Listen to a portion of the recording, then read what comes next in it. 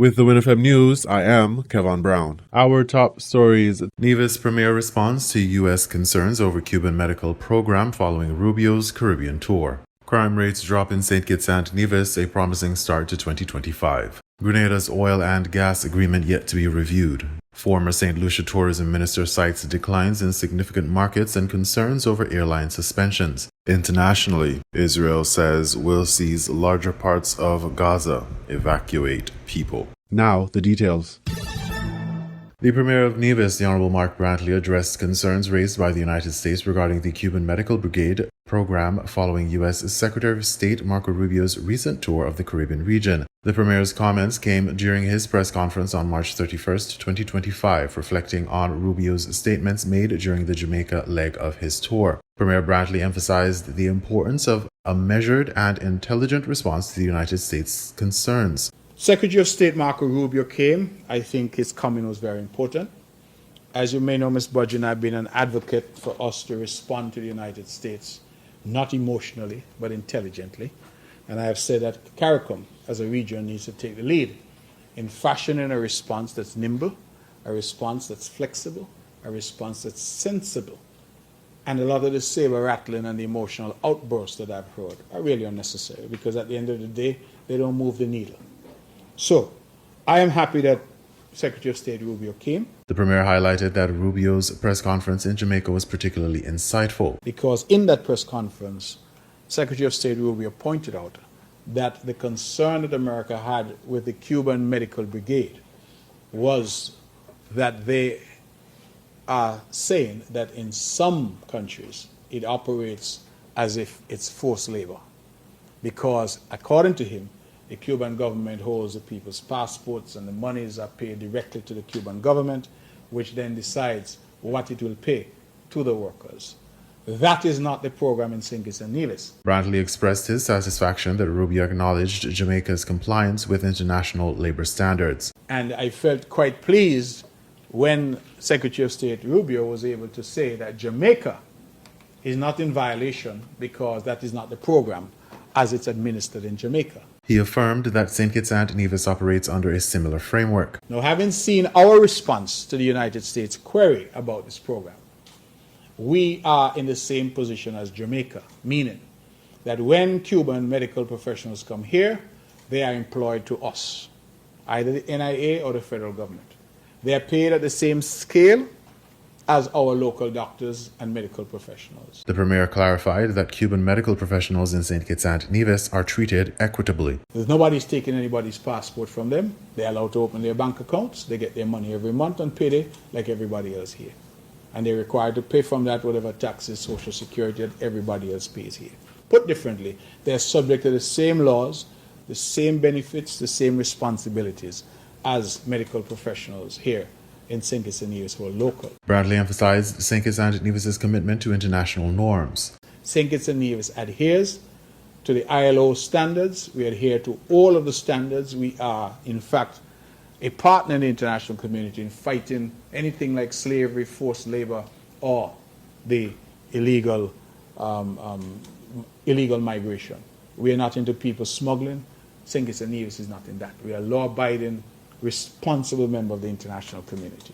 And if I understood Secretary of State Rubio, we therefore ought not to be part of their concern in relation to Cuban medical professionals. Premier Brantley reiterated the benefits afforded to Cuban medical staff in Nevis. I can tell you, for the nurses and doctors employed here in Nevis, they get all the benefits, they get all the perks, they get everything that our local doctors would get. In fact, some of them get more than our local doctors because some of them are specialists. So I would want to also make that very clear. So I think that that was very useful. Premier of Nevis, the Honorable Mark Brantley. St. Kitts and Nevis is experiencing a significant decrease in major crimes, particularly homicides, according to Premier of Nevis, the Honorable Mark Brantley. During his press conference on March 31st, Brantley addressed crime and violence statistics for the first 3 months of 2025, expressing positive sentiments about the progress made. The fact that I've had the third press conference for the year, this one, and this is the first time that the issue of crime and security is coming up, I think is a very good sign. it tells me that we're making progress. Brantley congratulated Superintendent Carty and his team in Nevis, acknowledging their contributions to the improved crime statistics. He also commended Commissioner of Police James Sutton, noting his past service in Nevis. And I want Ms. Hewlett to go on record to congratulate Mr. Carty and his team in Nevis. Of course, our Commissioner of Police, I tease him all the time because I tell him he was put on the path to Commissioner from his work here on the island of Nevis. He would have served here with us and done an excellent job. And we are seeing certainly a reduction in crime and criminality. The Premier highlighted a joint cabinet meeting of the Federal Cabinet and the NIA Cabinet held at the Park Hyatt, where the Commissioner of Police presented encouraging data. And in that presentation, the Commissioner pointed out that we have had now the months of January, February, and March without a single homicide. And he pointed out that this is the first time in 23 years that has happened. The first time in 23 years that we've had the first quarter of the year without a homicide. But in fact, when you look at the statistics, I think the last homicide we had was in October of last year. So when you look at the period of time, it's about 5 months that we have not had a homicide. Brantley emphasized the collective effort of various entities to achieve these results. He thanked the Minister of National Security, the Prime Minister, the police force, Wakely Daniel, community leaders, church leaders, schools, and the people of St. Kitts and Nevis. The Premier acknowledged the NIA's financial support to the police and army in Nevis, despite having no budgetary responsibilities for national security. Mr. Wakely Daniel, I must mention him because he's our primary liaison with the police and security forces. The NIA that I lead, because while we have no budget responsibility and no line item in our budget, we spend hundreds of thousands of dollars each year supporting the police and supporting the army that's based here in Nevis. So we contribute as well. And of course, our community leaders, our church leaders, our schools, and our people. Because as much as we would like to say that we are preventing crime, we understand that crime comes from people. It is people who commit crime. And so part of what we need to do is to reach the hearts and minds of our people, especially our young men, and to say to them that there is a better way. While celebrating the progress, Premier Brantley cautioned against complacency. I am not going to stand here today and pretend that the battle has been won. But I think all of us can admit that there has been tremendous progress in terms of where we were and where we now are.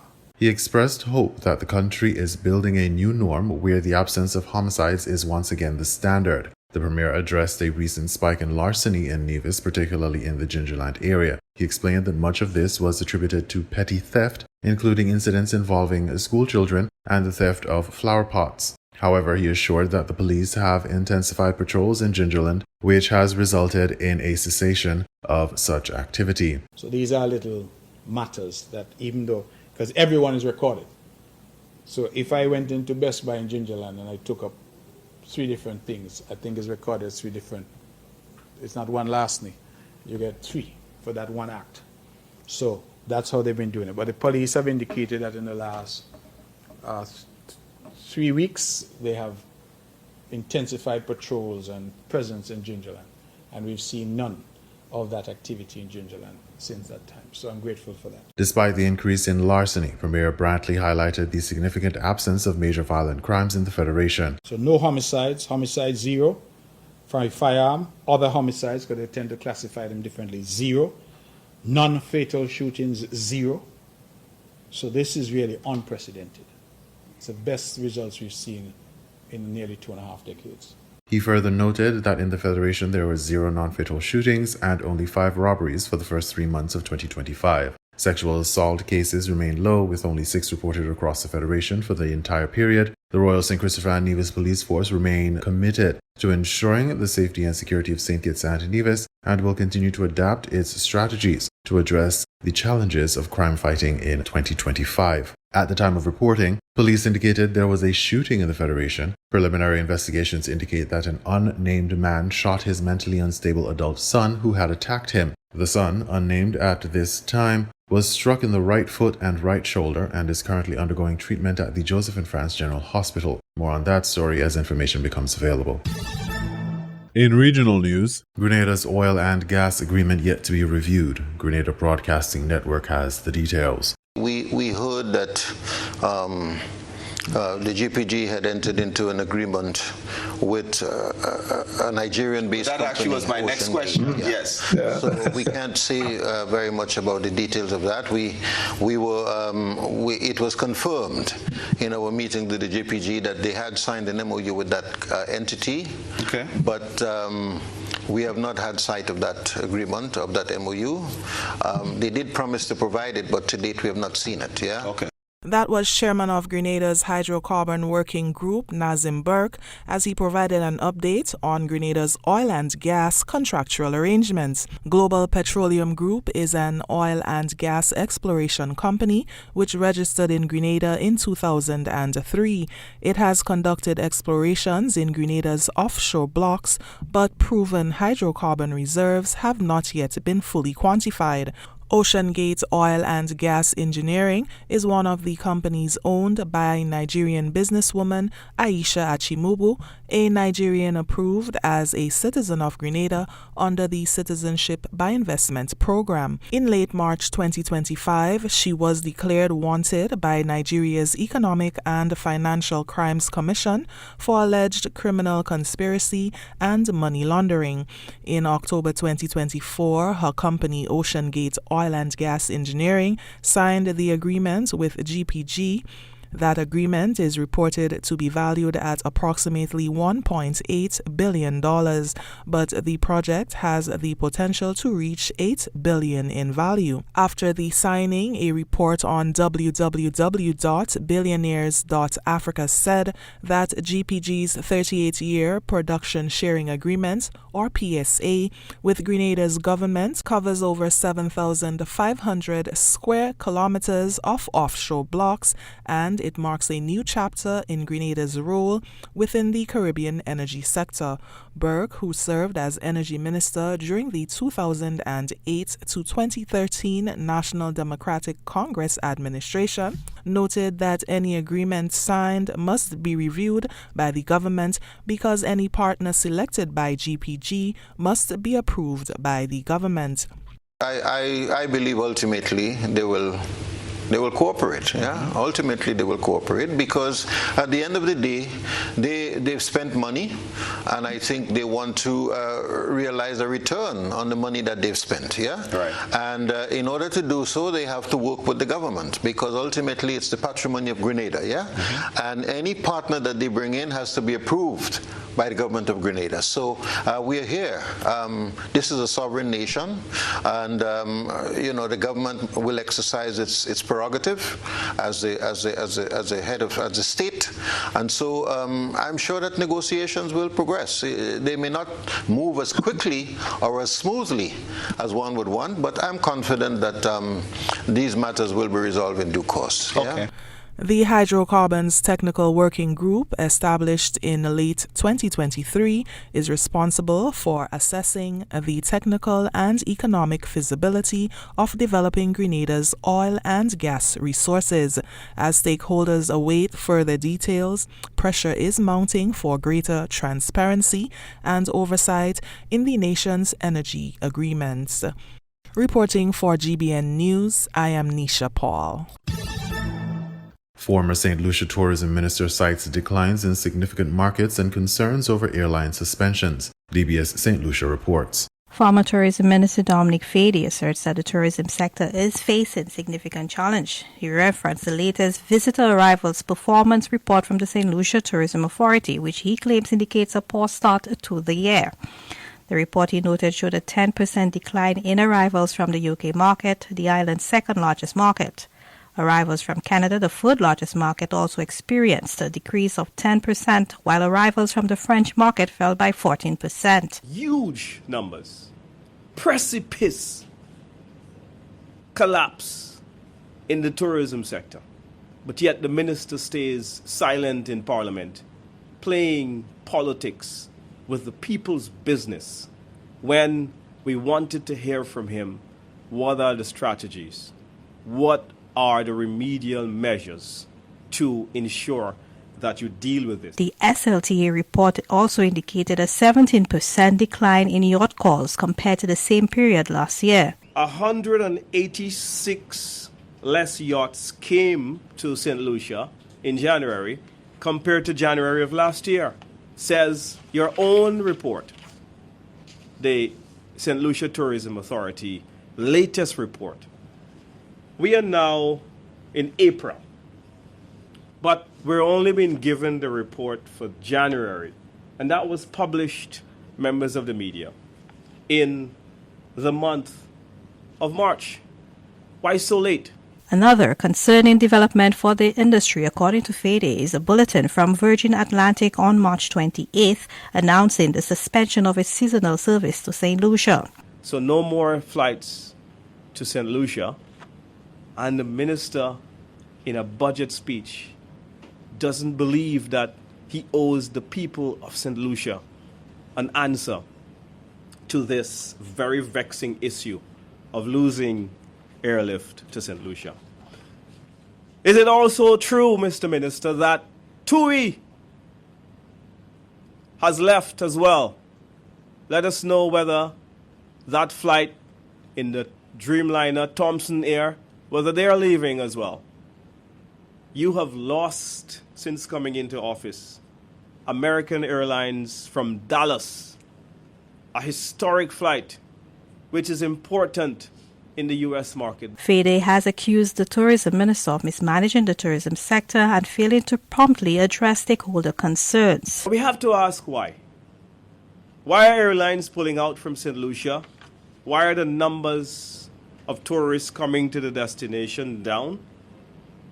Is it because of this letter from the SLHTA, St. Lucia Hotel and Tourism Association?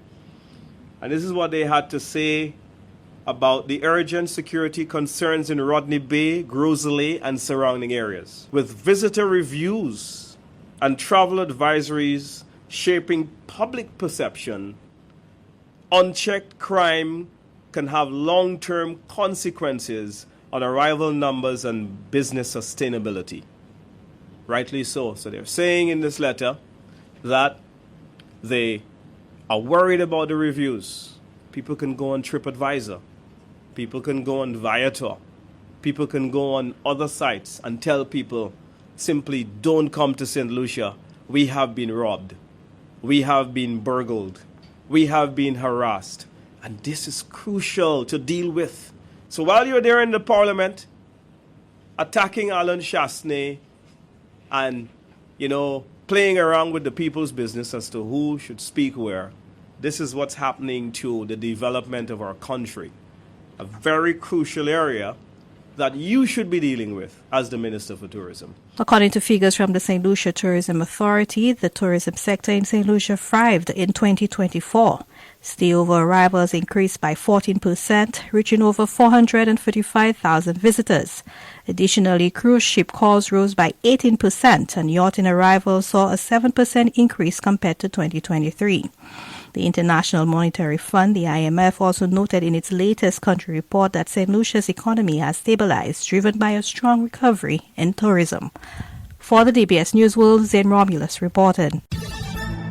We now bring you these international reports.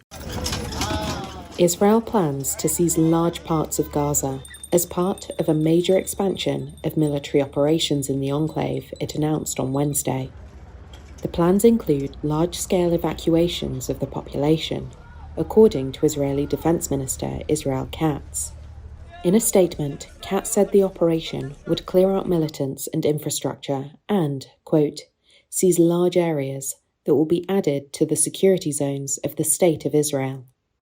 He urged Gazans to eliminate Hamas and return Israeli hostages as the only way to end the war. Displaced Palestinians in Khan Yunis reacted to the news with dismay and determination. What more can he do to us? The only thing left is to drop a nuclear bomb on the Gaza Strip. There is no food or drink. There is shooting and death. A senior Hamas official told Reuters Israeli hostages would only be released through negotiations, not via military pressure. The Israeli military has already issued evacuation warnings to Gazans living around the southern city of Rafah and towards the city of Khan Yunis. It seems like Netanyahu will not stop his war on Gaza until we are displaced. But despite the extermination happening to us and the extreme anguish, as a citizen I was displaced 8 times. With God's will, we will remain steadfast and resistant on our land, and we will not migrate. Gaza's health ministry said 41 people were killed in Israeli strikes on Wednesday, including children killed at a UN clinic being used to house displaced people. Hundreds of Palestinians have been killed since the resumption of strikes last month, and Israel has also cut off aid, saying much of it was being taken by Hamas. Katz's statement did not make clear how much land Israel intended to seize, or whether the move represented a permanent annexation of the territory in one of the most crowded areas in the world. According to the Israeli rights group Gisha, Israel has already taken control of some 17% of the total area of Gaza as part of a buffer zone around the edges of the enclave. Israeli leaders have said they plan to facilitate voluntary departure of Palestinians after US President Trump called for it to be permanently evacuated and redeveloped. Israeli leaders have been encouraged by signs of recent protest in Gaza against Hamas, the militant group which has controlled the enclave since 2007. Israel invaded Gaza following the devastating attack on southern Israel by thousands of Hamas-led gunmen. The latest move appears at least partly aimed at increasing civilian pressure on Gaza's leaders.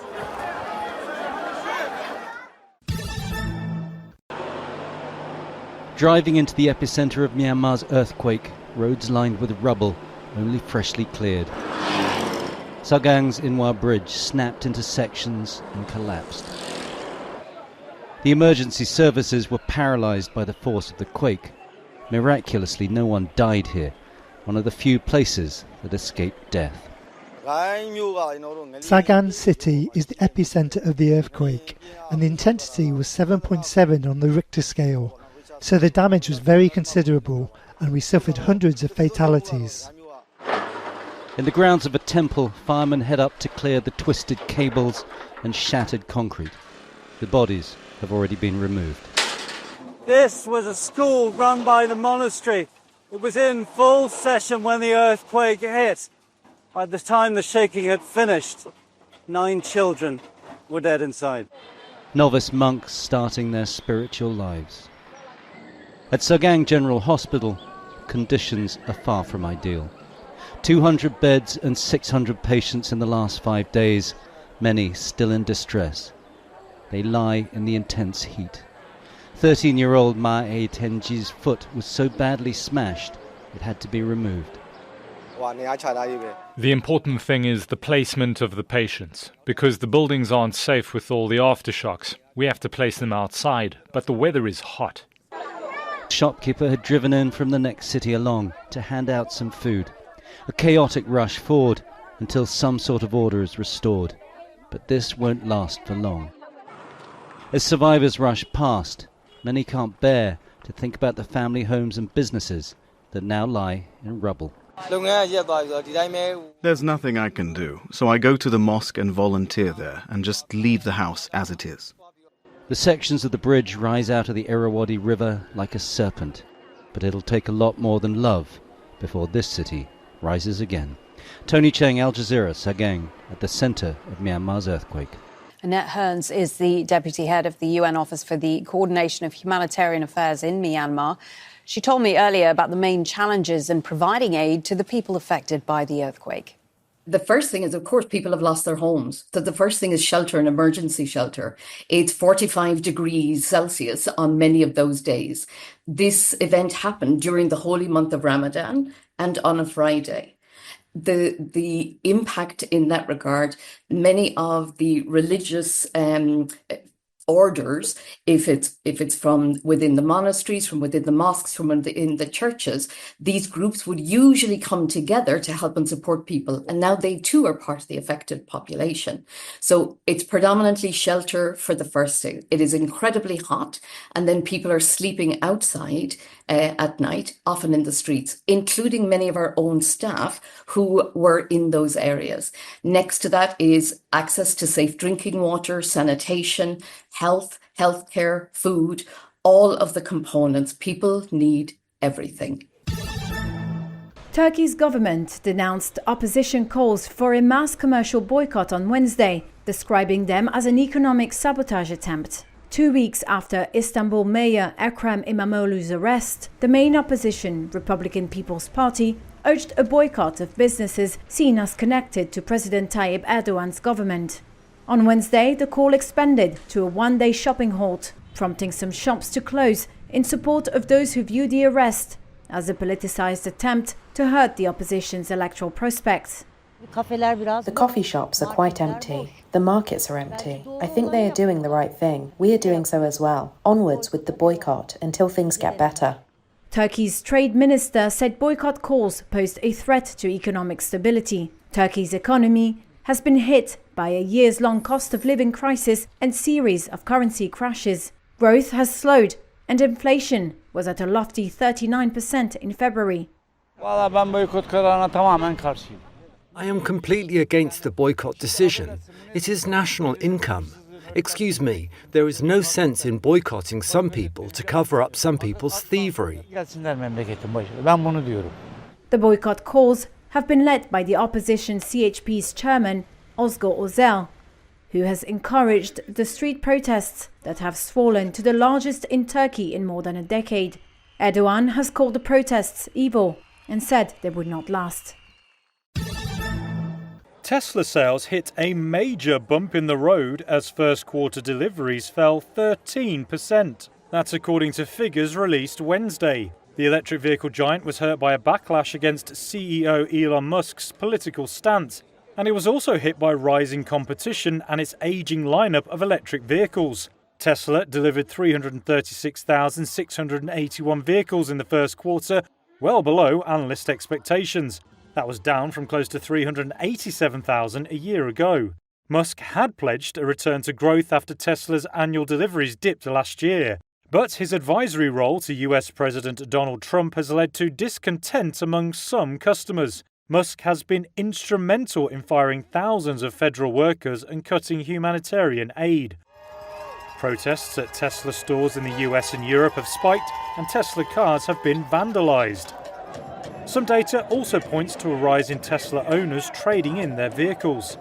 Investors are waiting to see if refreshed models like the Model Y and incentives have helped counter weak demand and tough competition from Chinese and European rivals. A trade body said China's BYD could overtake Tesla as the top global EV seller for the first time this year, with a 15.7% market share.